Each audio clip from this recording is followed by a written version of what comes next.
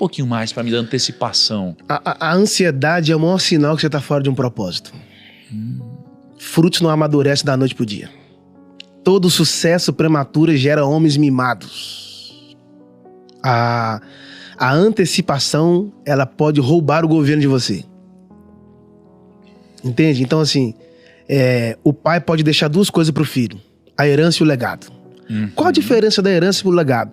A herança é o que você deixa para alguém, o legado é o que você deixa em alguém. Eu posso estar tendo herança, mas não tendo legado. Porque as pessoas podem brigar pela herança, as pessoas podem roubar a sua herança, mas não tem como tocar no seu legado. A herança é o que você constrói com a sua habilidade, mas o legado é o que você constrói com o seu coração. Entende? As pessoas vão lembrar de você não pela sua herança, mas pelo seu legado. Então, quando você antecipa, você pode estar forçando um amadurecimento.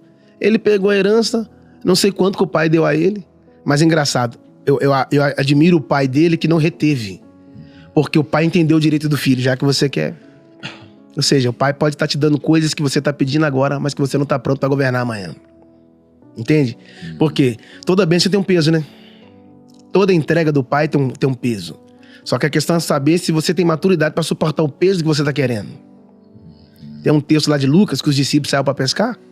Passaram a noite inteira e não conseguiram pegar nada. Quando eles voltaram para a praia, Jesus entrou no barco deles e eles voltaram para o mesmo lugar de decepção. Só que agora, primeira vez eles foram sozinhos. Segunda vez Jesus voltou com eles.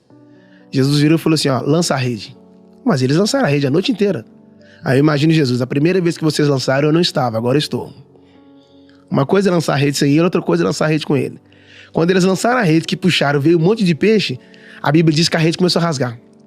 Por que a rede começou a rasgar? É porque eles queriam uma grande pesca, mas não tinha estrutura para suportar o peso dela. Então, nós começamos a nos perder quando nós recebemos coisas que nós não estamos preparados para aquilo. Entende? Então, todas as vezes que Deus traz algo para sua vida, não é para te dividir, é para te completar. Uau. Se Deus está trazendo algo para sua vida, tem um propósito muito extraordinário nisso. E eu preciso entender, porque senão eu posso estar recebendo coisas eternas, mas viver como se fosse coisas momentâneas. Não confunde. Existem coisas que Deus dá para você hoje que não é só para você viver só hoje, né? A herança era para aquele cara viver a vida inteira. Ele gastou ela em questão de... Animal. Cara, agora como que você entende, né, essa questão de que as pessoas olham para essa parábola, né, e a gente é obrigado a entender. A gente é obrigado a se esforçar para entender, porque na teoria é bonito, na prática é muito difícil. Porque se você se coloca na posição do filho que não saiu da casa do pai, é difícil também, porque você pensa, caramba, cara, ele fez um monte de besteira, ele tá aqui na festa e eu não. Por outro lado, você pensa, caramba, mas alguém que ama a sua família deve estar feliz com a volta do filho, ou com a volta do irmão, né? Como você entende essa questão de quem, digamos assim, sempre errou e é acolhido, e alguém que, entre aspas, nunca errou, mas também nunca recebeu o que o outro que errou recebeu? Porque a Bíblia, ela diz, né, de alguma forma, que em alguma passagem, Jackson, me ajuda nisso, mas que quem erra e volta tem mais mérito, se eu não me engano, do que quem nunca errou, não é? Exatamente. Não tem um conceito desse? Como que você entende isso, cara? Então, a gente vê que, tipo assim, qual o mérito do pai fazer uma celebração pelo filho? Pelo simples fato dele reconhecer e ter o arrependimento. Isso, arrependimento. Ele arrependeu. Porque todo carro tem a marcha ré, né? Sabe o que eu acho top? Porque ele perdeu a herança, perdeu os amigos, perdeu o dinheiro, mas uma coisa ele não perdeu: o caminho de volta para casa. O caminho é mais importante que o destino. Você pode saber do destino, mas se você não conhecer o caminho, você nunca vai chegar lá. Então a questão não é saber se o caminho é longo, a questão é saber se o caminho é certo. Agora, eu como irmão preciso entender que Deus não tem filhos prediletos, entende? Mas quando mais você se arrepende e você se entrega à paternidade, você recebe coisas eternas, coisas preciosas. Então, o irmão simplesmente está numa sala de aula e ele vai ter que aprender a lição que o outro irmão está ensinando para ele. Ao invés dele celebrar o retorno, poxa, ele fica tão invocado, Nigro, que ele fala assim com o pai, ó, esse teu filho. Ele não fala meu irmão. Ele fala esse teu filho. Porque ele ficou chateado só porque o pai fez uma festa e deu um bezerro cevado, que era um bezerro de 7 anos. Ou seja, eu sempre estive contigo, sempre fui fiel a ti, nunca errei. E agora esse meu irmão, esse teu filho, né? Ou seja, então ele estava chateado porque o pai fez um banquete para ele. Se eu não aprender a celebrar as suas vitórias, eu não estou pronto para as minhas conquistas. Deus é capaz de prosperar você só para instigar em mim coisas que estavam paradas. Deus pode usar o seu sucesso para apertar um start em mim, cara. Entende?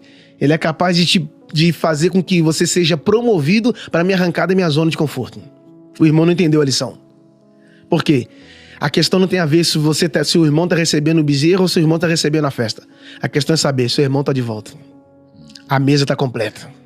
Estou trazendo ele de volta para a comunhão. Ele não está só. E detalhe, ele se afastou do pai, mas o pai nunca se afastou dele. Porque você pode estar longe, ele continua sendo pai, né? Cara, agora, como é forte a questão do foco, né? Porque quando o irmão volta,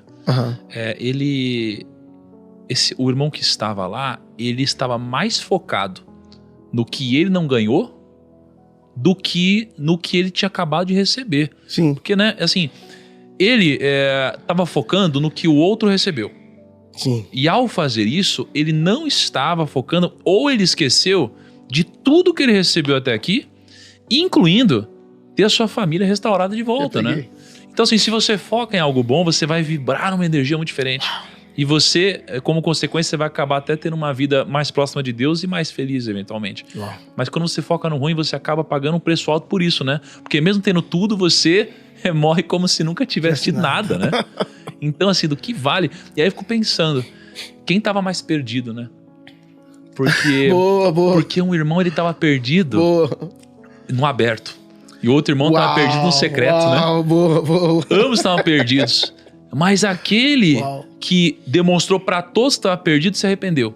Sim. E aquele que achava que não estava perdido, pelo não arrependimento, acabou, cara, sofrendo as consequências, né? Verdade. Então, todos estavam perdidos, né? Menos o pai, que estava sempre próximo de ambos. Um estava perdido lá de fora e o outro estava perdido lá de dentro. E uma coisa sobre a questão da celebração é que quem não pode celebrar o retorno do irmão não pode ser chamado de irmão, né? Porque a mesa da paternidade, quando esse filho pródigo sai de casa, a Bíblia diz que ele gastou tudo, absolutamente. Ou seja, ele não tinha governo sobre aquilo que recebeu. Então, ele começa porque decisões definem destinos. Destinos são definidos por decisões. A questão não é saber se você tem muitas sementes, a questão é saber se você dá destino para cada uma delas.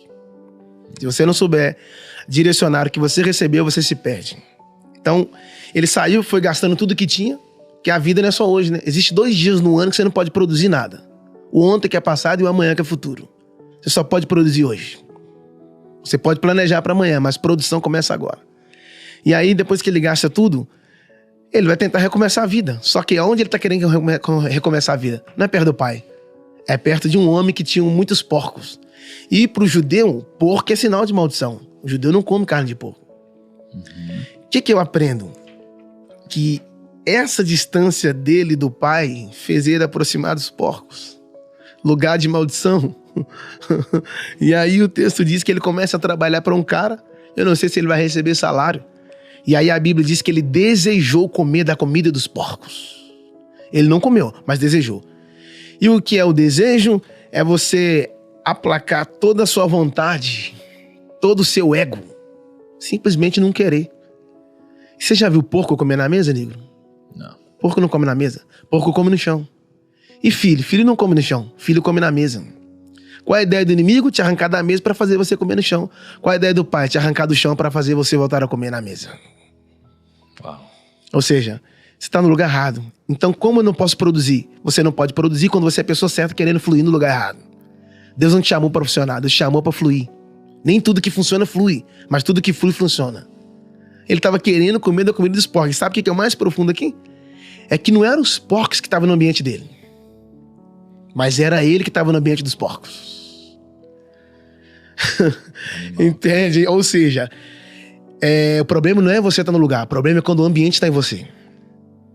Não permita que o ambiente que está em sua volta contamine o seu interior, mas permita que aquele que transformou o seu interior contagie o ambiente onde você está inserido. Ele está no meio dos porcos, mas não se tornou um. É o que você leu aí. E caindo em si, Ele não caiu nos outros, caiu em si. Caraca.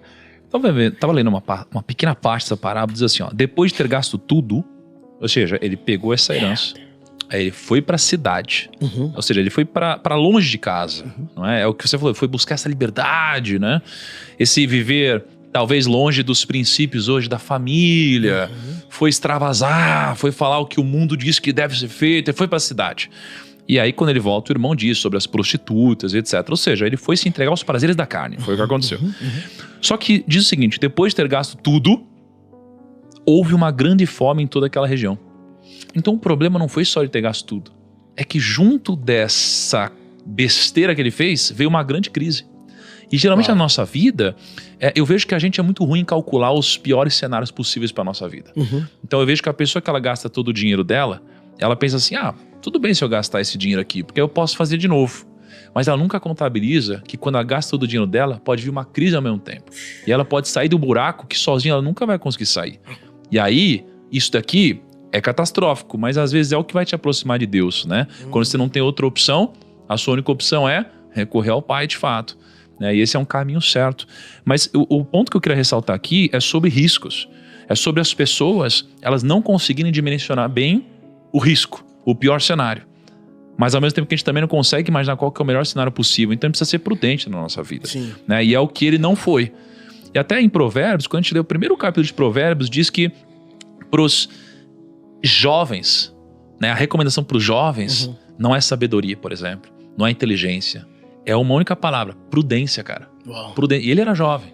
Só que um jovem com grana, sem maturidade, no final das contas ele só precisa de uma coisa, prudência. E é o que ele não tinha.